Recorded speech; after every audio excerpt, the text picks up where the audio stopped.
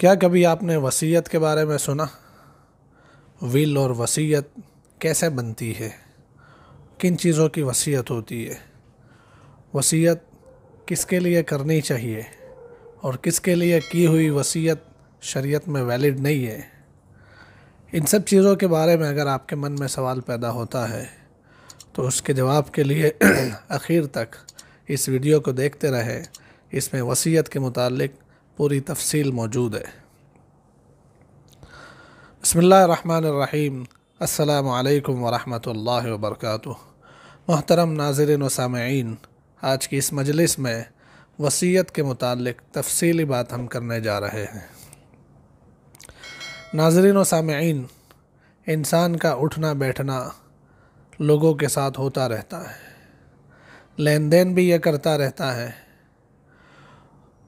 لین دین میں، اٹھنے بیٹھنے میں کبھی ایک دوسرے کا حق باقی رہ جاتا ہے، اور ایسے میں اچانک موت ہو جاتی ہے تو پھر آدمی کسی کا حق لے کر، کسی کا حق باقی رکھ کر دنیا سے چلا جاتا ہے، اور اگر اس کا حق ادا کرنے کی کوئی ترتیب نہیں ہے تو پھر آخرت میں اس کے لیے بڑی مشکل اور بڑی تکلیف پیدا ہو جاتی ہے۔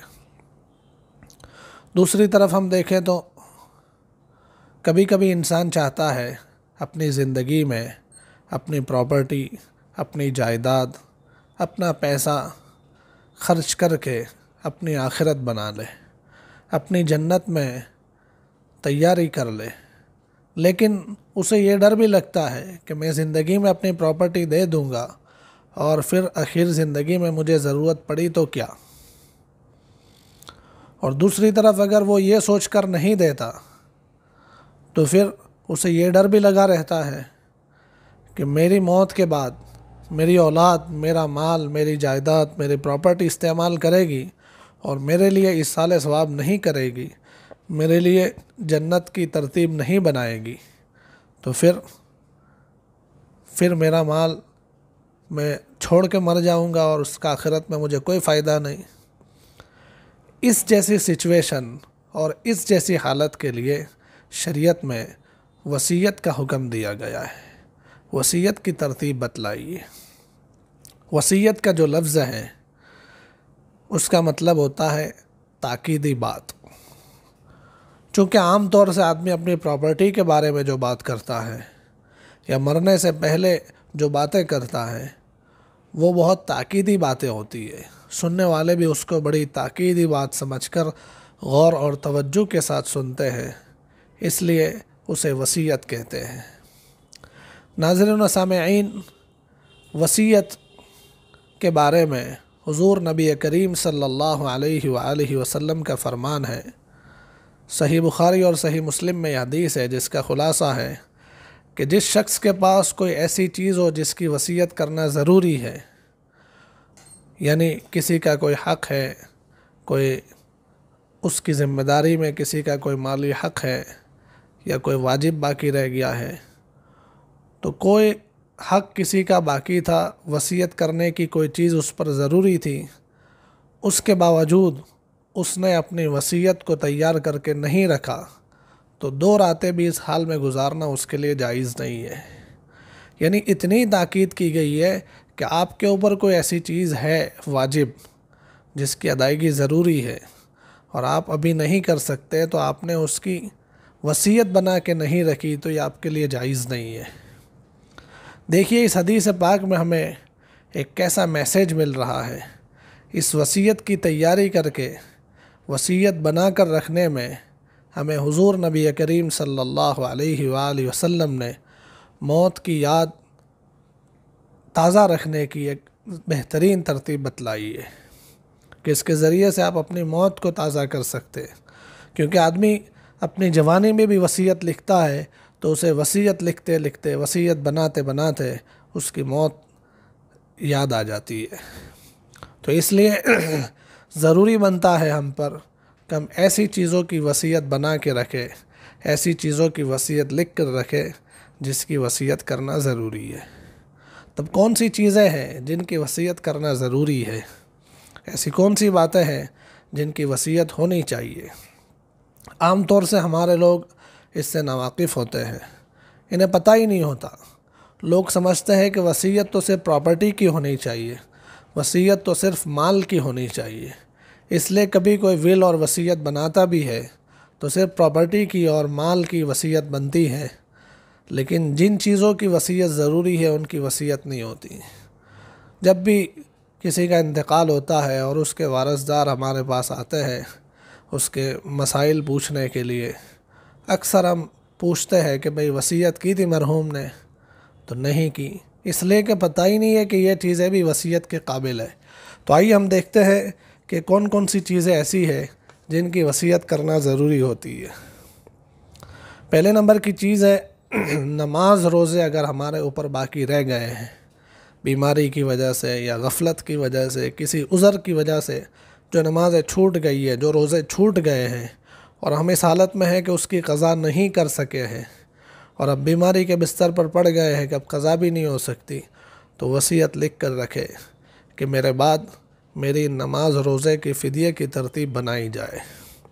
تو ایک نماز روزے کی وصیت جو رہ گئے ان کی کرنا ضروری ہے۔ دوسرے نمبر پر حج فرض تھا لیکن حج کو جا نہ سکے کسی مجبوری کی وجہ سے یا غفلت کی وجہ سے، تو اس کو حج کی وصیت کرنا بھی ضروری ہے کہ میرے بعد میرے مال میں سے میری حج کی ترتیب بنوانا۔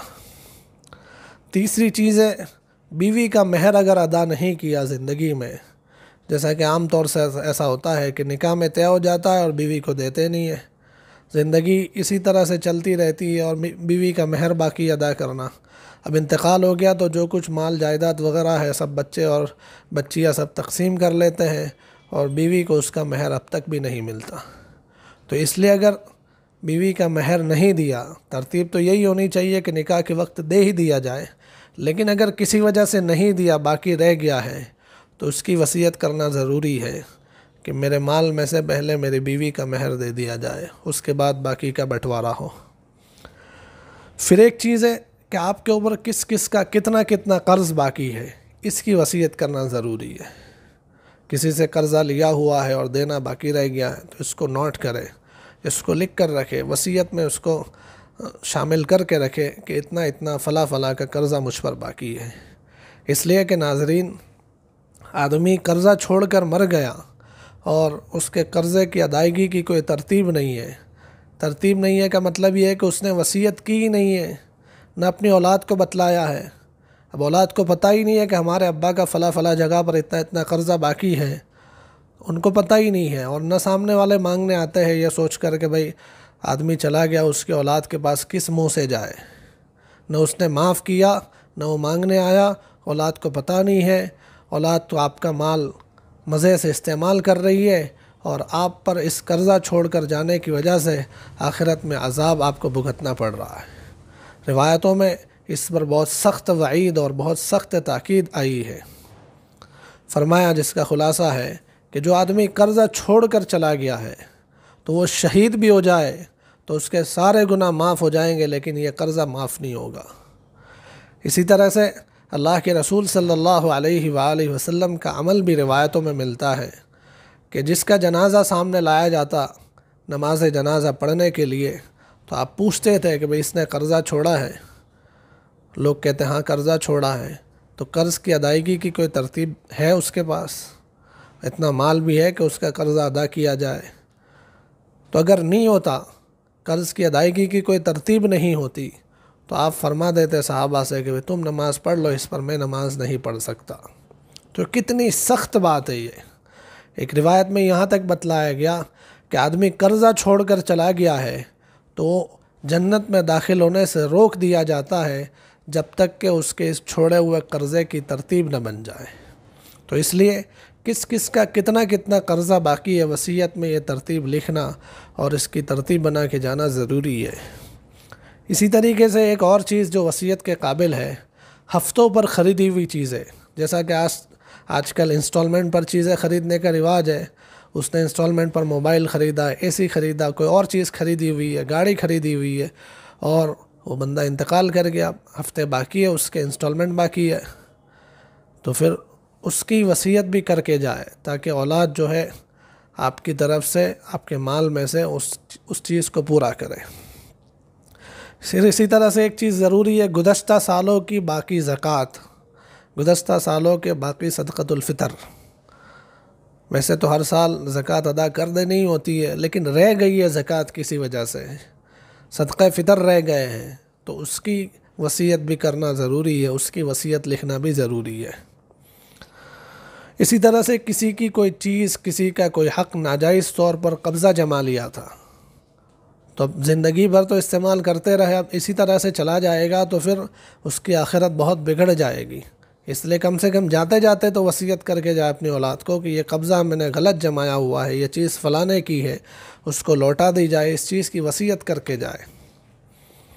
اسی طرح سے آپ جس جگہ پر جاب کرتے ہیں یا جو کمپنی ہے یا کبھی حکومت ہے، اس کا کوئی قرضہ، اس کی کوئی ذمہ داری آپ کے اوپر باقی ہو تو اس کی وصیت کرنا ضروری ہے۔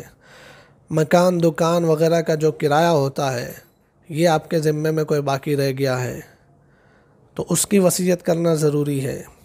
کسی کی امانت آپ کے پاس رکھی ہوئی ہے، آپ کو پتہ ہے کہ یہ امانت ہے، اولاد کو پتہ نہیں ہے، تو ان چیزوں کی وصیت لکھ کر اور بتلا کر جانا ضروری ہے، تاکہ آپ کے انتقال کے بعد آپ کی اولاد جو ہے پہلے آپ کی وصیت پوری کرے۔ دیکھیے شریعت کی کتنی بہترین ترتیب ہے کہ جو آدمی کی انتقال کے بعد آدمی کی پراپرٹی، اس کی جائیداد، اس کا مال جو اس کے وارثداروں میں تقسیم ہوتا ہے، جس کو وارثی اور میراث کہتے ہیں، اس میں شریعت نے اصول بنایا ہے کہ سب سے پہلے میت کا کفن دفن کا جائز خرچہ نکالا جائے گا، اس کے بعد میت کے اوپر کوئی قرضہ ہے تو قرضہ ادا کیا جائے گا، اس کے بعد میت نے کوئی جائز وصیت کی ہے تو 1/3 میں سے جائز وصیت اس کی پوری کی جائے گی، اس کے بعد جو مال بچتا ہے وہ اس کے وارثداروں میں تقسیم کیا جائے گا۔ تو اگر آپ نے وصیت کی ہے تو آپ کے مال میں سے آپ کی وصیت پہلے پوری کی جائے گی، اس کے بعد جو ہے باقی کا مال وارثداروں میں تقسیم ہوگا۔ لیکن اگر آپ نے کوئی وصیت ہی نہیں کی ہے تو آپ کے وارثداروں کو پتہ ہی نہیں ہے، آپ کے وارثدار آپ کا مال استعمال کریں گے اور آپ جو ہے ضروری چیزوں کی وصیت نہ کرنے کی وجہ سے آخرت میں جو ہے عذاب کا شکار ہو جائیں گے۔ تو اس لیے یہ چند ضروری چیزیں ہیں جس کی وصیت کرنا ضروری ہے اور ان کی وصیت لکھ لینا ضروری ہے۔ حدیث پاک میں جو فرمایا کہ 2 راتیں بھی ایسی گزرے کہ جس میں آپ کی وصیت آپ کے پاس لکھی ہوئی نہ ہو تو یہ آپ کے لیے جائز نہیں ہے۔ اس لیے آپ جو ہے آج ہی اپنی وصیت لکھنے کی ترتیب بنائیں، کسی طریقے سے بھی اپنے پاس لکھ کر رکھے، اپنے دوست کو دے دے، اپنے کسی بھروسہ مند وکیل کو دے دے، آپ کا کوئی رشتہ دار ہے اس کو دے دے، آپ کے مسجد کے امام کو دے دے، کسی کو بھی اپنی وصیت لکھ کر۔ اور اگر کسی کو دینا نہیں چاہتے ہیں تو آپ کی جو سیف چیزیں ہیں، آپ کی کوئی خاص چیزیں محفوظ رکھنے کی جو جگہ ہے، جیسے بینک کا لاکر ہے، آپ کے گوگل ڈرائیو پر آپ سیو کرنا چاہتے ہیں، یا کسی ایسی چیز میں جہاں آپ کی وصیت بھی محفوظ ہو، جب انتقال ہو تو اس وقت آپ کی وصیت سامنے لائی جائے اور اس کے مطابق عمل کیا جائے، تو یہ ضروری ایک چیز ہے جس کی طرف سے عام طور سے لوگ غافل ہیں۔ اب رہ جاتی یہ بات کہ پراپرٹی اور جائیداد کی وصیت۔ تو پراپرٹی اور جائیداد کی جو وصیت آدمی کرتا ہے اسلام میں، اس کے لیے 3 شرطیں ضروری ہے۔ یہ 3 شرطوں کا خیال کر کے پراپرٹی اور جائیداد کی وصیت کی جاتی ہے۔ تو وہ کیا شرطیں ہیں اور ان شرطوں کا کیسے خیال کرنا چاہیے، اور وصیت میں اور بھی 2-3 چیزیں جو ضروری ہے اس کی تفصیل جاننے کے لیے اس سلسلے کا جو اگلا ویڈیو آئے گا تب تک آپ انتظار کریں، اور اس اگلے ویڈیو میں جو تفصیل بتلائی جائے اس کے مطابق اپنی پراپرٹی اور جائیداد کی وصیت بنائیں۔ تب تک کے لیے اجازت ہو۔ السلام علیکم ورحمۃ اللہ وبرکاتہ۔